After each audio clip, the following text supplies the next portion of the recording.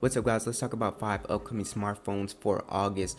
So these are the latest phones. So first is the Motorola One Action. Now this phone is actually going to be announced in a couple of days. Motorola just teased it. Should be announced and coming out in September. Rumored to be released September 13th. Announced in a few days. It's going to have a 6.3-inch display, 1080 by 2520, 435 ppi, Android 9, the Exynos 9609 processor.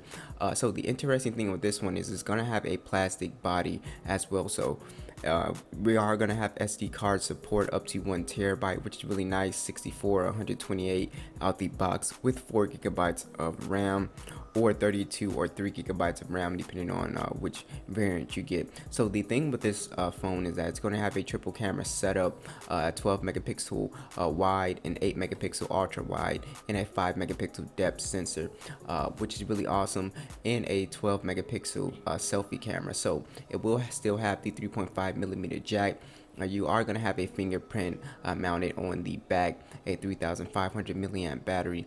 So this is kind of looking like a budget-ish smartphone. They're saying it's going to be around $250, which seems about right for the specs. All right, the next smartphone is the HTC Wildfire X. So this is looking like a budget handset as well. So this is going to have a 6.2-inch display, 1520 by 720. Will have 4 GB of RAM with the Helio P22 processor, a 3300 milliamp battery.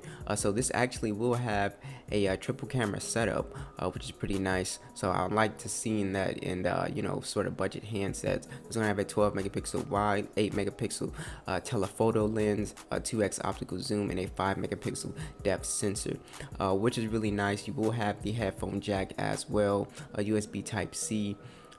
So they're saying that it's going to be around $150, which is pretty awesome. So it looks like it's going to try to compete with the Galaxy A20. So next is the Samsung Galaxy A90 5G. So this has kind of been rumored, so it's not really an official one yet. It's still in sort of rumor status, but there have been leaks here and there. So it is going to have a 6.7-inch display, 1080 by 2400. You will have Android 9 with One UI, 128 GB of storage, no SD card, 8 GB of RAM in the Snapdragon 855, which is kind of the highlight with this phone. 4400 milliamp battery. It will have a front and glass back design.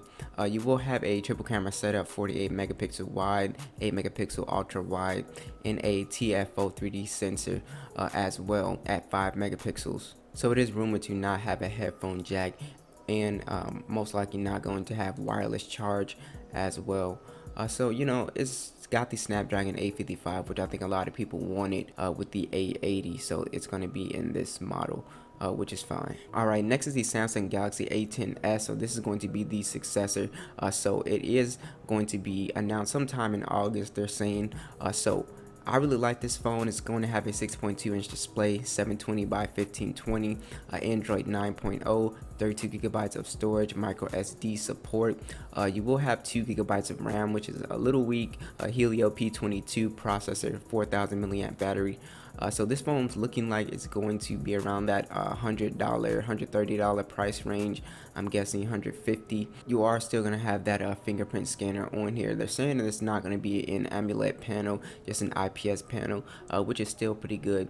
So I like this phone. It's going to be decent for people on a budget. You are going to have those dual cameras with this guy as well, 13 megapixel wide, and the 2 megapixel depth sensor, and you will have an 8 megapixel selfie camera. So it looks like a pretty decent smartphone. All right, so last on the list is the Galaxy Note 10.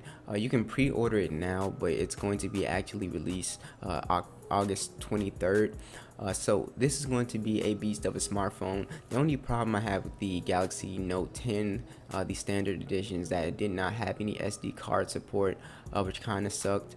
But it's really still a nice phone. So you have a 6.3-inch display, 1080 by 2280. You do have Android 9, One UI, 256 GB of storage. Like I said, no SD card support. 8 GB of RAM in the Exynos 9825, and I believe they got rid of the headphone jack as well, which really sucks. So you do have a 3500 milliamp battery, which is a little small for this phone, but Samsung did have battery issues with past notes, so they're probably being really careful with putting big batteries in their phones now. But you do have a 12 megapixel wide, a 12 megapixel telephoto lens, and a 16 megapixel ultra wide. So the Galaxy Note 10, what I saw on Amazon is gonna run you like $1,200. So it's a very expensive phone, but you do get the best display, some of the best cameras, and you also get the pen if that's something you like to do. The stylus, you like to draw and stuff like that. But this phone is, a flagship. You got the under display fingerprint scanner, fast wireless charging. You pretty much got everything you could want. Stereo speakers. Like I said, no jack though. So otherwise, this is a beast of a smartphone, one of the best displays, the best everything pretty much, and one of the craziest, coolest designs that I've seen in a while. So thanks for watching. Be sure to subscribe, and I'll catch you guys in the next one.